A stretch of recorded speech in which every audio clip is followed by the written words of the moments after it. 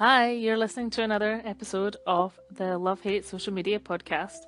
I'm Claire Marshall from the Marketing Geeks, and today in episode 7, we're going to be addressing how to streamline your LinkedIn feed.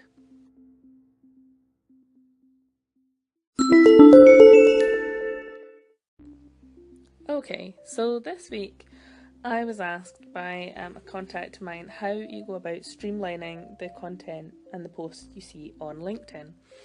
Now, LinkedIn is a professional network, and most of the people we'll be connected with will be people we work with, people we've came across at events, people in our industry, and there is a certain level of professional courtesy. So when you connect with somebody, you see their posts. Now, sometimes, and I think we've all been in this position, there's somebody who either their posts are really salesy or they post about themselves all the time, or sometimes even you can get on with them in real life, but when they post, it doesn't read right, or it annoys you the way they write, or there's little things, and there's a number of things that can annoy you and make you just not want to see their posts. Sometimes people just post all the time, and that can also be annoying. It's not something you want to see. You don't want to see the same person on your feed every single time you log in. So, what can we do about it? Well, the good news is the algorithm on LinkedIn is actually very clever.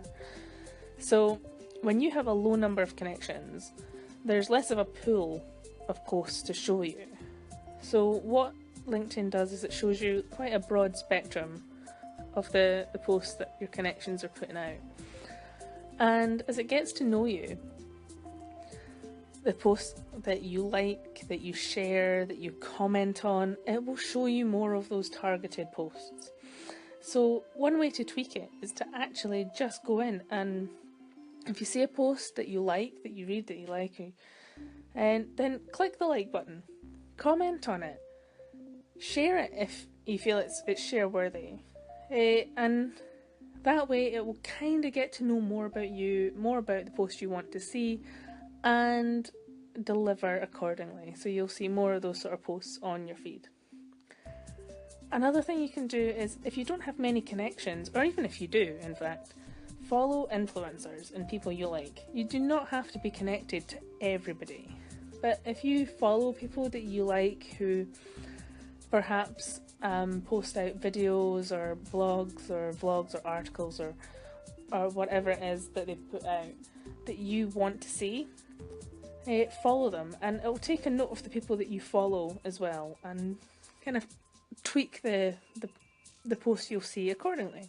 So they're quite easy ways to get around it. But if you do feel that these people that you don't want to see are just too much, you can unfollow. Now, LinkedIn's not in the business of creating workplace tension, so it doesn't send them a notification to say you've unfollowed them. It does, if you follow them, it'll send a notification if they've signed up for that, but it doesn't want to create trouble. So just when you see their post come up, if you go onto the right hand corner, you'll see 3 dots, and if you click on that, it will give you the option to unfollow, and that's usually the easiest way to do it. If there is a certain person you're like, nope, don't want to do it anymore, don't want to see them, then go into the profile and do the same thing. So it's next to the message button, you'll see more or 3 dots depending on what platform you're using, and just click unfollow. Again, it doesn't give them a notification, so there's no harm in just doing it and clearing your feed so that all you see is things that you want to see. And if there are a lot of accounts that you've found that this kind of comes up all the time and you just want to bulk unfollow, then if you go to linkedin.com/feed/followers on the desktop application, it will actually show you all of your followers, so that you can actually go in and unfollow in bulk if you need to. That's probably the easiest way if there are a lot of people, rather than have to go through each and every one of their profiles. So that's my advice. But we have all been in this position where there's people who we just don't want to see anymore, but creating the tension around unconnecting? I don't think that's a word. Disconnecting, that's the word. Hard with them. You just don't want to create anything or make them feel like they're not valued. So professional courtesy just says either hide them by kind of drowning them out with other posts, or unfollow, just click the button and have that peace of mind that you will not have to put up with them anymore.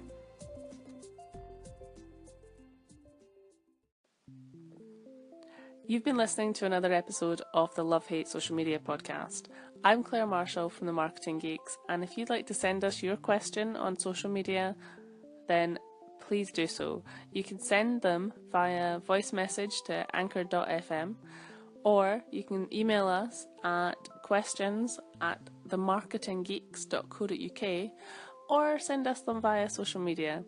Our Twitter, Instagram, Facebook and LinkedIn handles are Marketing Geek HQ. You can find us there. We look forward to hearing from you. Bye!